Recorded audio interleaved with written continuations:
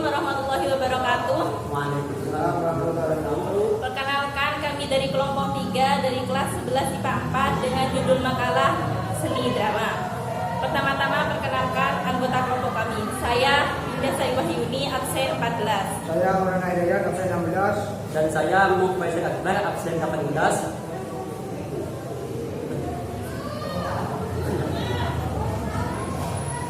Bab 2 pembahasan pengertian drama akan dibacakan oleh Maulana Hidayat. Pengertian drama. Kata drama berasal dari bahasa Yunani, drama yang berarti berbuat, berlaku, bertindak. Jadi drama bisa berarti perbuatan atau tindakan. Drama adalah itu yang diidentikan dengan durasi, menjadi sifat yang merupakan sumber pokok drama. Dalam bahasa Belanda, drama adalah tonil yang kemudian oleh berbagai mampu negara itu dibuat istilah juara. Drama atau Yunani kuno adalah satu bentuk karya sastra yang memiliki bagian untuk diperankan oleh aktor. Kosakata ilmu berasal dari bahasa Yunani yang berarti aksi, perbuatan. Drama ini diwujudkan dengan berbagai media di atas panggung, film dan atau televisi. Drama juga terkadang dikombinasikan dengan musik dan narian sebagaimana sebuah opera. Berdasarkan etimologi asal usul kata drama berasal dari bahasa Yunani yang berarti gerak. Kata drama memang menunjukkan percakapan atau dialog dan gerak para pemain atau di panggung. Percakapan dan gerak itu meneladankan cerita yang tertulis dalam naskah. Dengan demikian penonton dapat langsung mengikuti dan menikmati cerita tanpa harus membayangkan. Hal ini akan tampak nyata bila kita membandingkan dengan cerita pendek atau novel. Membaca cerita pendek atau novel relatif membayangkan bercerita orang tua yang terjadi.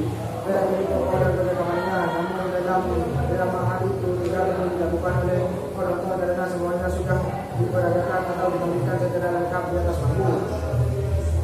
Drama juga sendiri disebut sandiwara atau teater. Kata sandiwara berasal dari bahasa Jawa di Asia Tenggara yang berarti ajaran. Sandiwara berarti ajaran yang disampaikan secara rahasia atau tidak dengan tekanan.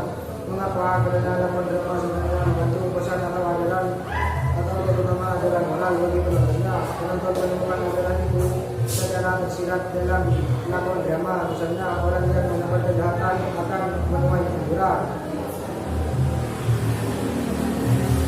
Yang kedua adalah jenis-jenis drama akan dibacakan oleh Faisal Akbar. 2. Jenis-jenis drama. Jenis drama memang tergantung pada penggunaannya. Biasanya ada 3 yang sering digunakan di negara kita. Adapun pembagian jenis-jenis drama akan dijelaskan seperti berikut. 1. Drama dibedakan berdasarkan penyajian lakon. A. Tragedi, yaitu sebuah drama yang penuh dengan kesedihan. B. Komedi, yaitu sebuah drama yang menghibur dan penuh dengan kelucuan. C. Tragedi komedi, yaitu sebuah drama yang di dalamnya terdapat perpaduan antara komedi dan tragedi. D. Yaitu sebuah drama yang percakapan atau dialognya dinyanyikan sebuah dengan musik. E. Drama, yaitu sebuah drama yang dialognya diucapkan dengan musik atau melodi. F. Farce, yaitu sebuah drama yang nyaris serupa dengan jaringan, namun tidak sepenuhnya jaringan. G.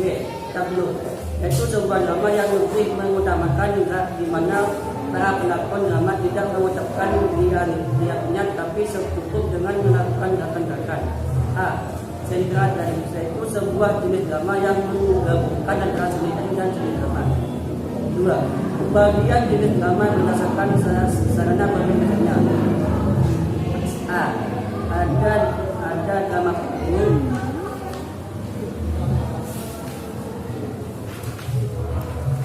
B. Drama radio. C. Drama televisi. D. Drama film. E. Drama wayang. F. Dan drama boneka.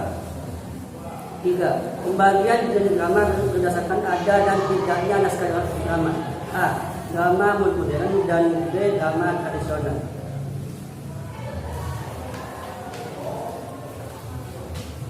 3. Struktur drama. Sebuah drama pada dasarnya terbagi atas beberapa bagian yang disebut sebagai babak, dan babak tersebut dibagi lagi atas beberapa adegan. diawali dengan prolog, dialog, dan epilog. Prolog adalah kata pendahuluan yang menarik perhatian penonton ke dalam suasana yang dikehendaki. B. Dialog, yakni percakapan antar tokoh. Dalam adegan percakapan itu membuat penonton memahami seperti apa cerita yang diangkat dalam suatu drama. C. Epilog.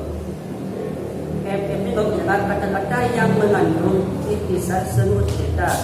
Dengan kata lain, epilog ialah adegan akhir atau penutup sebuah drama. Unsur-unsur drama. Secara umum, unsur-unsur drama dibedakan menjadi unsur intrinsik dan ekstrinsik. Berikut merupakan referensi penjelasan secara lengkap. Unsur intrinsik. Unsur intrinsik drama adalah unsur-unsur pembentuk drama dari dalam komponen yang termasuk sebagai unsur intrinsik drama antara lain adalah tema, alur, tokoh, penokohan, latar atau setting, dialog, bahasa, konflik, dan amanat.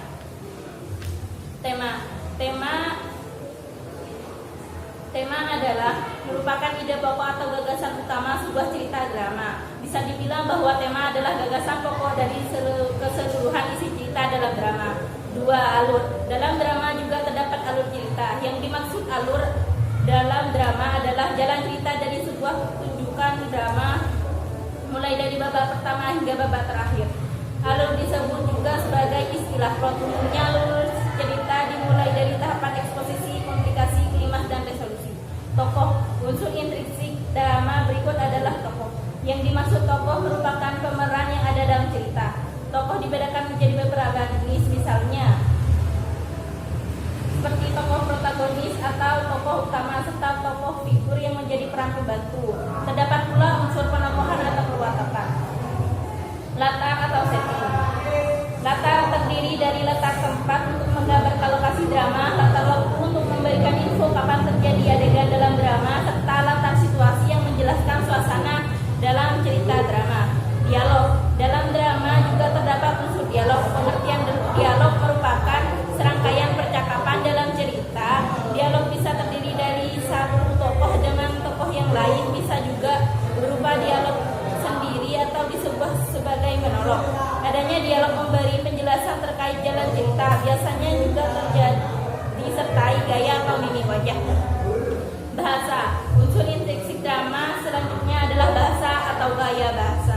Bahasa merupakan kata-kata yang digunakan dalam percakapan cerita drama. Bahasa ini juga bisa menggambarkan watak tokoh, latar atau peristiwa yang sedang terjadi. Konflik. Arti konflik adalah pertentangan atau masalah terjadi pada suatu drama. Adanya konflik menjadi inti permasalahan yang ada dalam drama.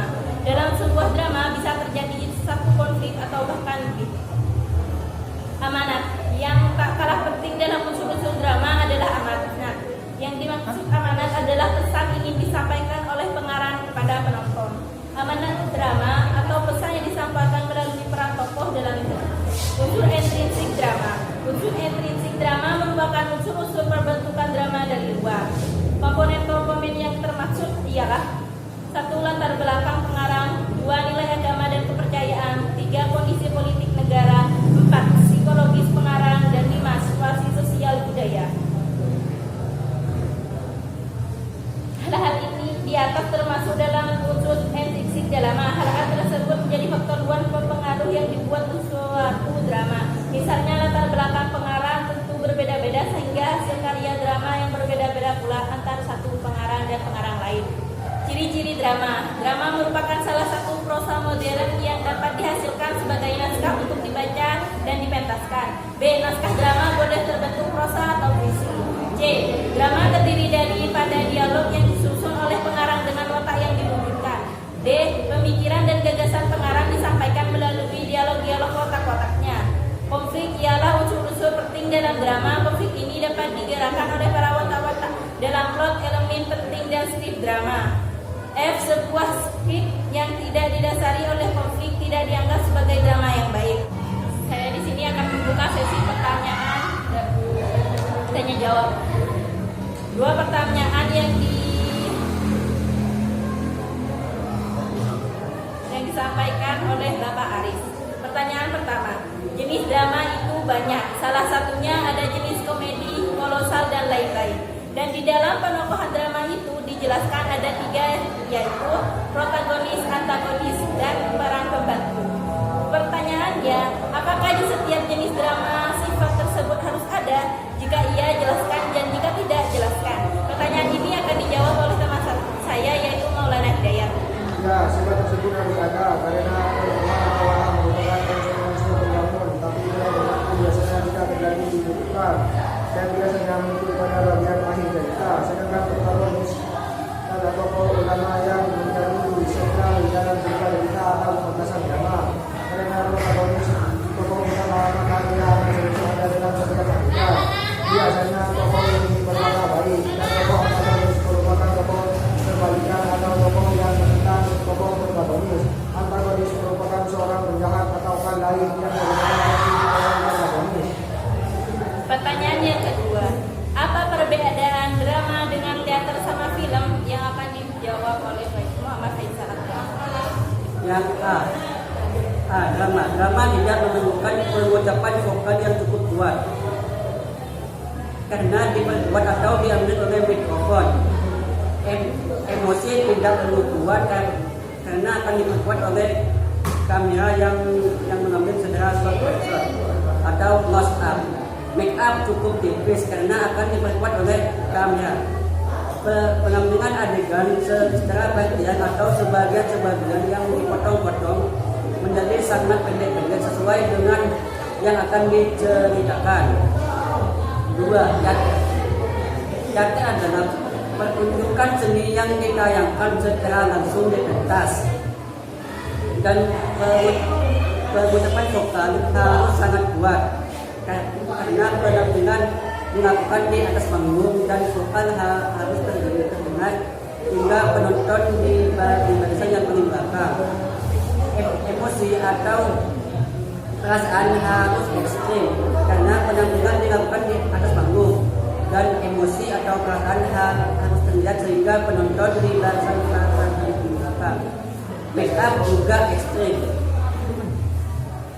dan adegan dari awal hingga akhir penampilan atau shot harus sempurna karena tidak ada jeda atau pengulangan bagian adegan yang salah. Yang ketiga, film adalah pertunjukan dalam bentuk rekaman atau rekaman yang diputar di bioskop. Film adalah seni drama yang disajikan dalam bentuk yang lebih kompleks dan sempurna. Sebenarnya film adalah bagian dari kamera film panjang yang terbuat dari bahan seluloid untuk merekam peristiwa yang berat. Namun karena keberadaannya sangat menunjang ke aktivitas pembuatan drama, film juga menjadi bentuk seni sendiri.